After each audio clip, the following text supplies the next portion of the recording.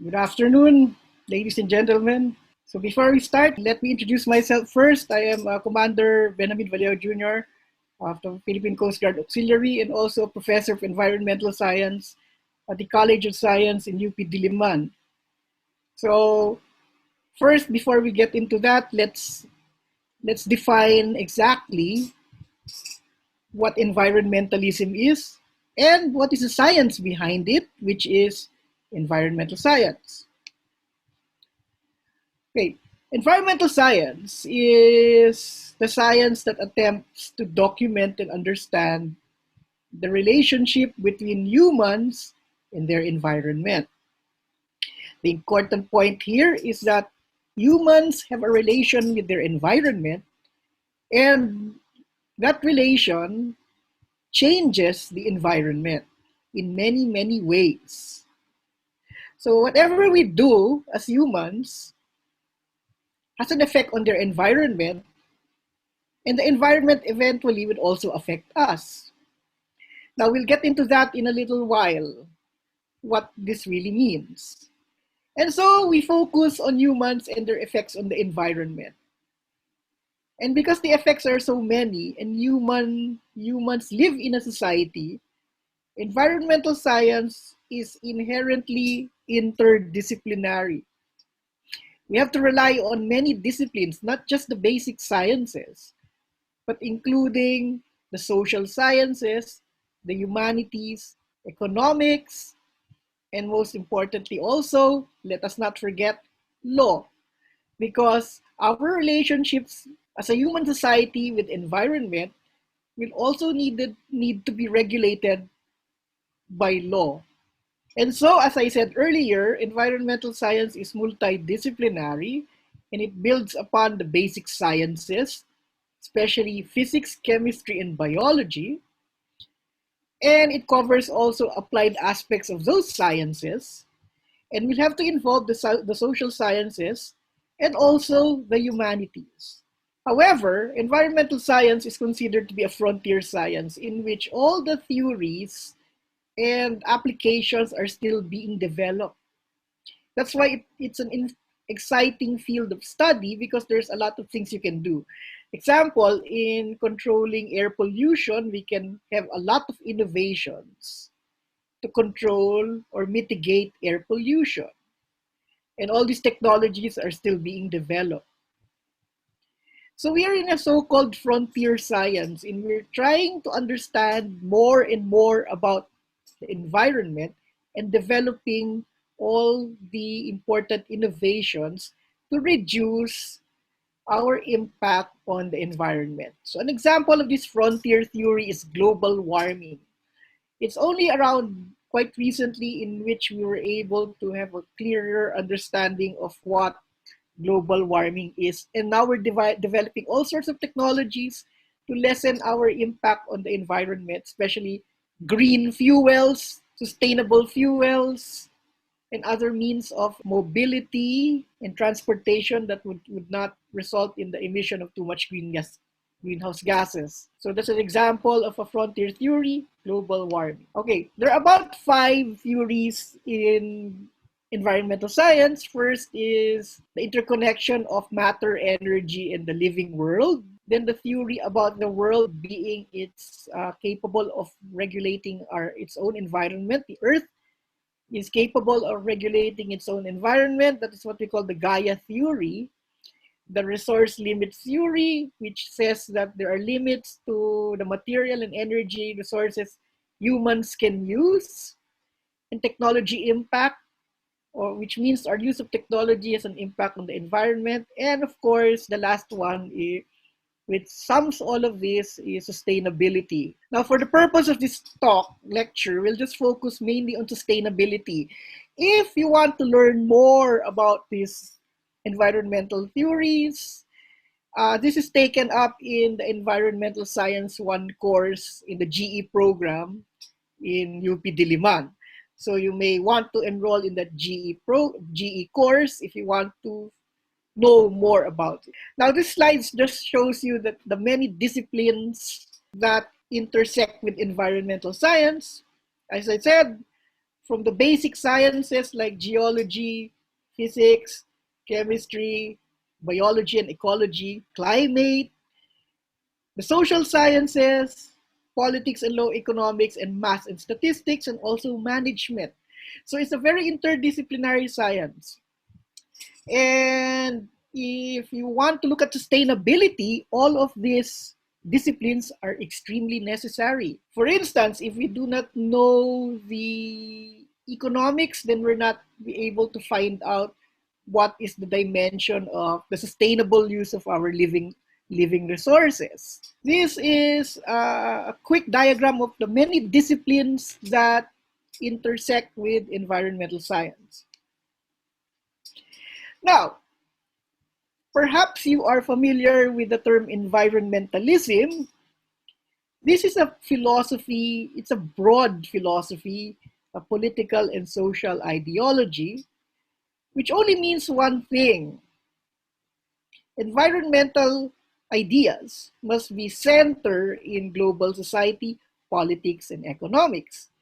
So environmentalists really put environmental issues at the center of our human activity. So here we see people in Canada protesting against genetically modified organisms because these protesters believe that we should not have GMOs, and that should be a central policy by the Canadian government. Of course, there are many issues for and against, but environmentalism, whether you're for or against something, you make sure that the environmental issue is at the center of discussion.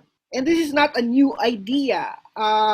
It's not of the 21st century alone, because even during the time of the Egyptians, when they were, if you remember, the pharaohs, and in Mesopotamia, they already had laws to protect the environment.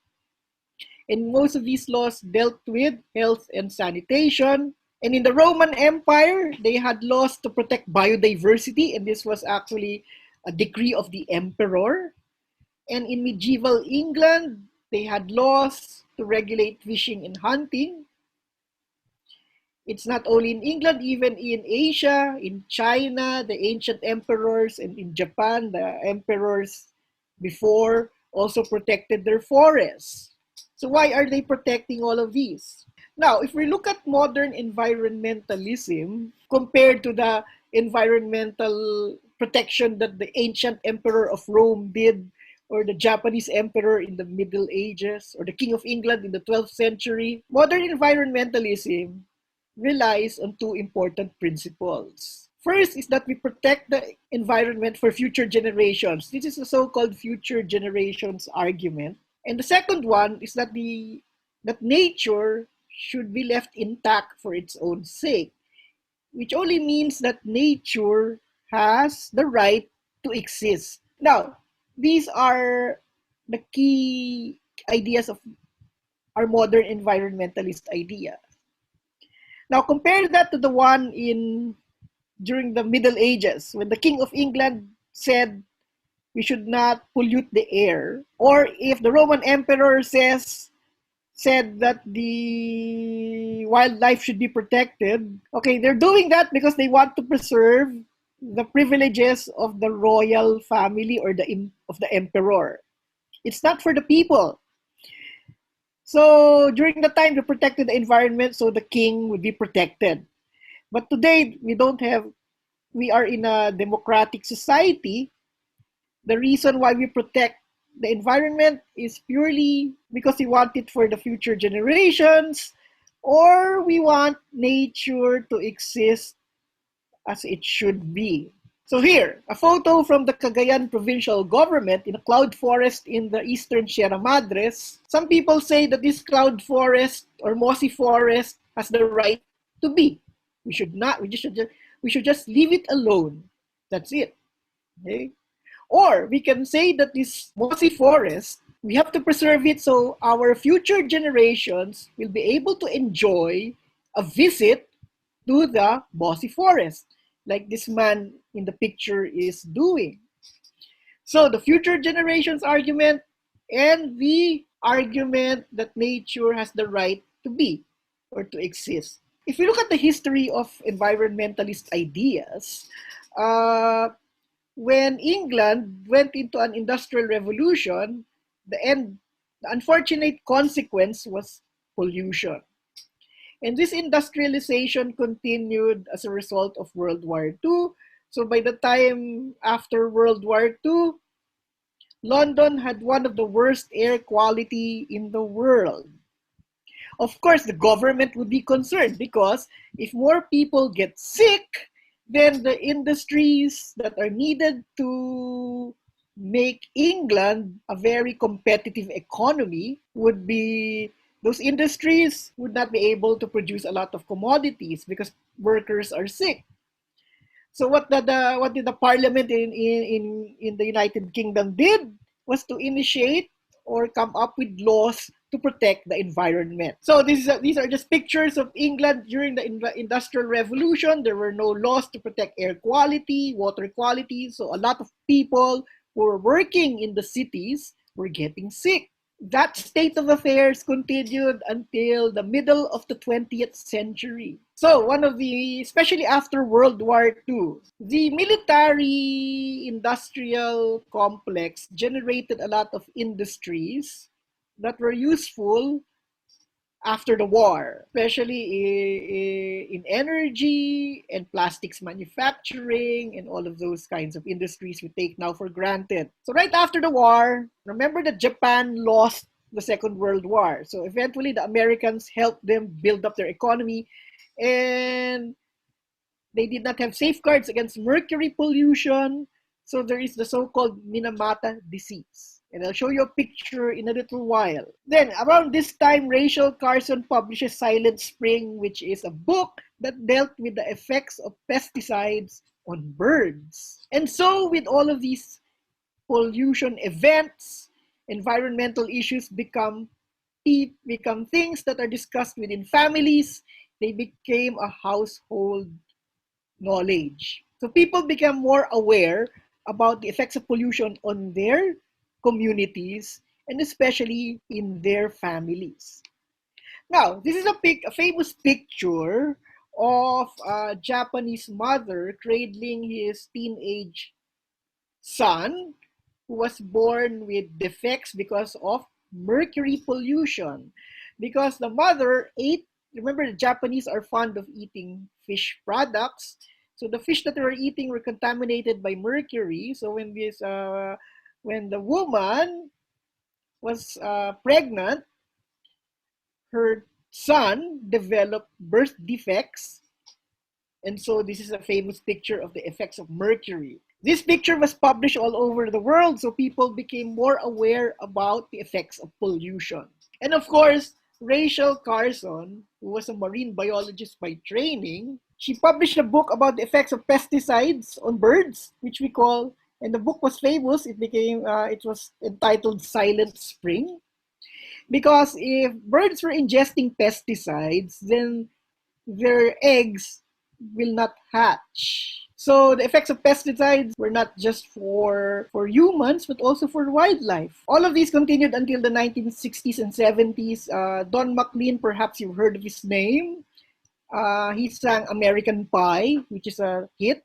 But his first major song was Tapestry, which inspired a lot of environmental activists like Greenpeace. And throughout the 1970s, environmental issues became a political agenda in many countries. In 1988, the ozone hole was first detected. This is very significant for environmentalism because beforehand, people just thought that pollution only affects their own small community, not the whole planet. For instance, when Rachel Carson published Silent Spring, most people thought the pesticides were just affecting their backyard birds. Not the whole planet's birds, not all the birds on Earth, but just the birds that they observe in their communities. But in 1988, everybody get to know that environmental issues are affecting the whole planet. And this is in 1988 when the ozone hole was first detected. Anyway, if you want to listen to Don McLean, It's a very poetic song.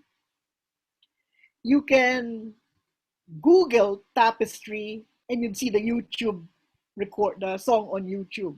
But let me read to you one of the most poignant of all the verses in the song. In every fish that swims silent, in every bird that flies freely, in every doe that steps softly, every crisp leaf that falls, all the flowers that grow, on this colorful tapestry, somehow they know that if man is allowed to destroy all we need, he will soon have to pay with his life for his greed. The whole idea of environmentalist philosophy lies on the fact that everything is interconnected. It's just like a tapestry or carpet. Each fiber is linked to another. If you take out one of the fiber, the whole carpet or tapestry will fall apart. You can listen to tapestry in YouTube. Okay? Please take the time to listen to it because it's a very nice song. And if you have Spotify, you can easily listen it on Spotify also. Okay, so let's look at sustainability. Environmentalism is based on the principles that nature has the right to be, and also we need to conserve nature for the future generations. This is where sustainability comes in. Because sustainability is nothing but people, environment, and the economy. Okay, we can represent sustainability as a triangle. And there are three elements of sustainability. First is, of course, at top is the environment, the economy, and society. Remember, these are environmentalist ideas. So the environment is always on top of our concern. And in the environment, we deal with biodiversity, materials, energy, and all the interactions between the non-living and the living parts of the environment. And this is the biophysical interactions. Now, economy is important also. So if we're dealing with economy, we're dealing with money and capital, employment, technological growth, investment, and of course, the market forces. And if we're dealing with people and society, we're dealing with human diversity, cultural, linguistic, and ethnic, equity, dependence, independence, and the quality of life, institutional structures and organization of our, and of course, our government in its politics. The challenge is how to balance all of this. When we're dealing with people, it's important that there is equity. Each person has the right to use resources in the way that it's sustainable. So we can translate that economy, environment, and people model into the 3 E's concept, which means ecology, economy, and equity. The challenge is how to ensure equity and make ecology sustainable and the economy sustainable also. So for instance, the main concern for human society in sustainability is to have a healthy community. As you can see, in the middle of these 3 interlocking circles, a Venn diagram, if you remember your high school mathematics, the intersection of all of these is a healthy society, a healthy community model. However, sustainability has a lot of problems. If we're going to make sure that we have a healthy and sustainable society, our problems include the depletion of finite resources like minerals, water, fuel. Also, we may overuse the renewable resources, which includes the living resources. We may pollute the environment, all aspects of the environment, and we may generate inequity. Certain sectors of our society are more privileged to get those resources compared to other sectors of society. And of course, we may lose biodiversity. So these are so complex problems. How are we going to deal with them? So there are solutions. Fortunately, there are solutions. First is we should realize that all of these materials are actually cycling in nature. So we need to reduce, reuse, and recycle our resources and come up with safe, reliable energy resources conserve all of these energies, make them more efficient when we use them. Also, we have to make sure that human quality of life is enhanced. So we have to ensure the health of people, creativity, their learning, intellectual, and even their spiritual development should be more or less enhanced. And so, if we're going to have a sustainable civilization, we have to be renewable, we have to ensure that wastes are minimized, and we use our energy in a very efficient manner. So we will not always use non-renewables. Of course, we cannot avoid not using non-renewable resources, but we have to ensure that we're using this in the most efficient way possible. Then we're going to have a sustainable civilization. So the principles of sustainability will be translated into policy and people will have to practice them. So let me just give you an example. Garbage segregation. The principle is simple. We are segregating garbage because we want to reuse and recycle some of the material that ends up as garbage. And your barangay or town or city can have a law or a policy making sure that people do that. However, people would have to practice segregation of their waste. And based on my experience, a lot of people have problems in the practice part. Some people are just too lazy to segregate garbage. But if we want a sustainable society, then we really have to do it. Sustainable development is something that the United Nations have been promoting. So there are 17 sustainable development goals. Okay? Now we don't have time here to tackle each and every of the 17, but I just want to remind or to inform you that the first goal is no poverty. Because poverty is the biggest environmental problem. It means there's no equity in the use of resources. So some people won't be able to afford to buy certain necessities, and in doing so, they contribute to environmental degradation. So no poverty. The second one is no hunger. Then the third one is good health. Remember our diagram, the Venn diagram, that we have a healthy society if we want a sustainable society. Then of course we need education, gender equality, and renewable energy for that.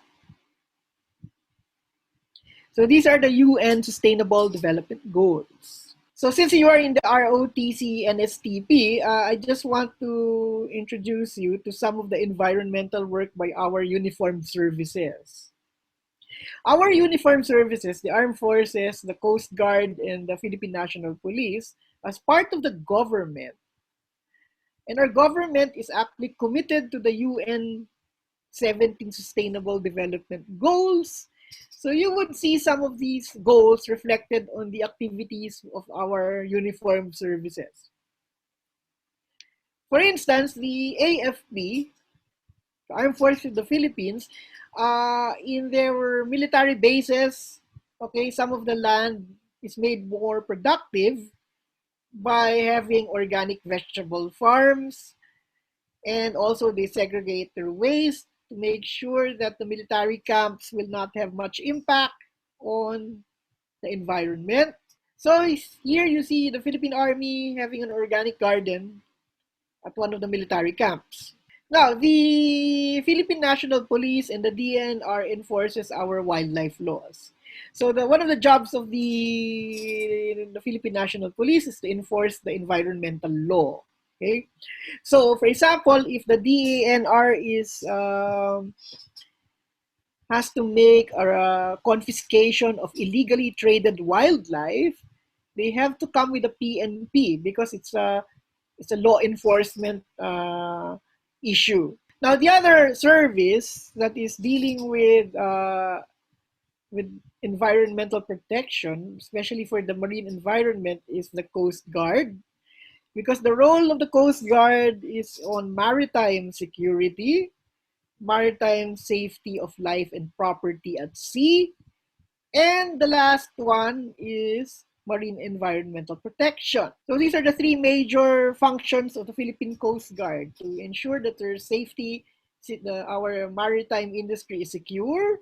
People going on boats and ships should be more or less secured in their safety. And of course, the environment has to be secured. So let me focus on the last one, which is the environmental protection part of the Philippine Coast Guard. Okay, so there is a Marine Environmental Protection Command. One of its major functions is to make sure that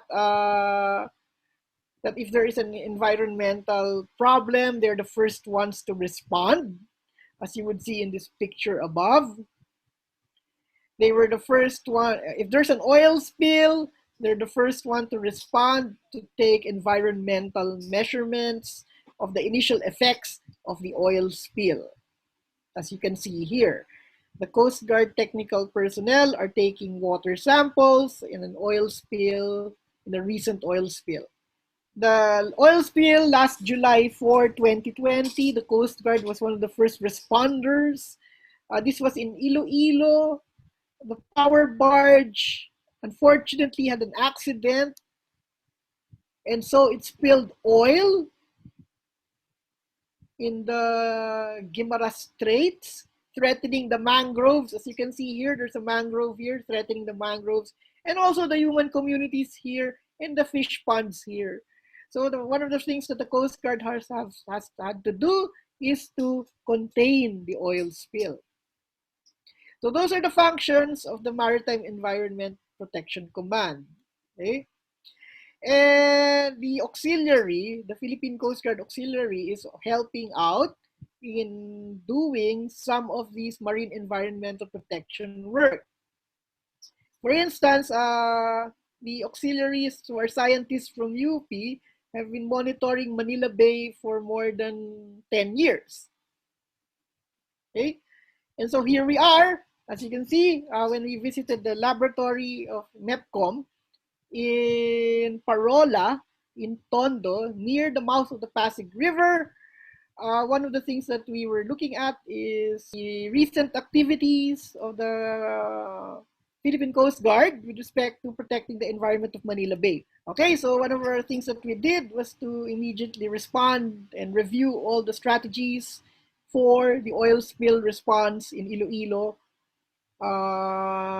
in July of 2020. Also, the Coast Guard is involved in making sure our ships are following international maritime environmental regulations.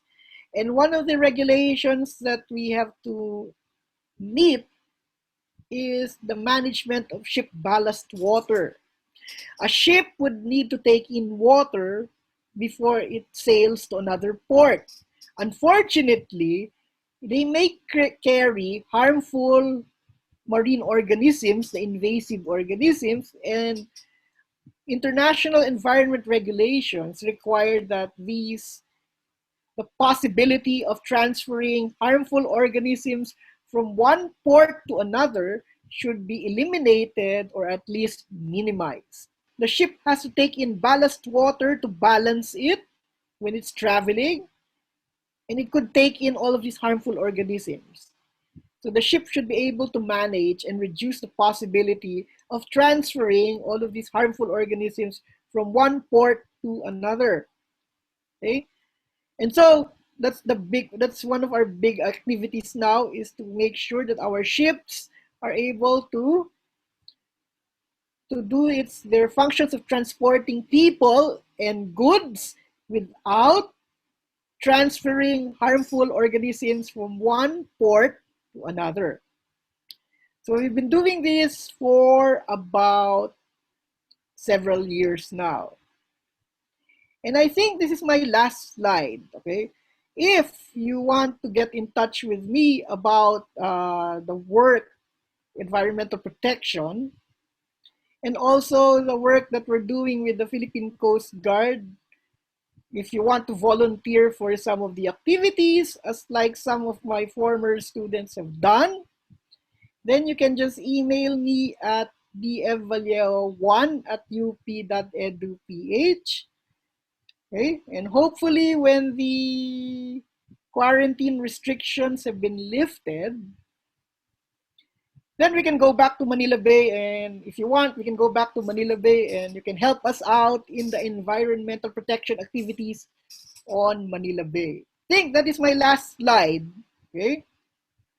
So thank you again to the Department of Military Science and Tactics, to Lieutenant Anisete, for inviting me to give a talk to you. And I hope you find this talk very useful and enlightening, and hopefully can help us out on many of our environmental protection activities. So thank you again, and good day, and have a nice day.